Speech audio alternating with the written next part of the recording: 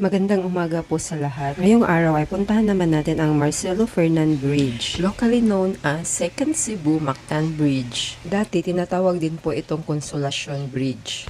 Marcelo Fernan Bridge is an Exodus cable-stayed bridge. At ito po ay matatagpuan sa Cebu. It crosses Mactan Channel connecting Mandawi City in mainland Cebu and Lapu-Lapu City in Mactan Island. Currently the second longest cable bridge in the Philippines after Cebu-Cordoba Link Expressway, which also crosses the Mactan Channel, maintained by Department of Public Works and Highways. Ito po ay ginawa noong 1996 at natapos noong 1999 and open to the public on August 3, 1999. So ito pong direction natin ay galing ng Mandawi City at papunta tayo sa Lapu-Lapu City. 2 lanes pala ang karsada nito, guys. I hope you enjoy the ride, guys, and God bless us all. Salamat po sa panunood. Sa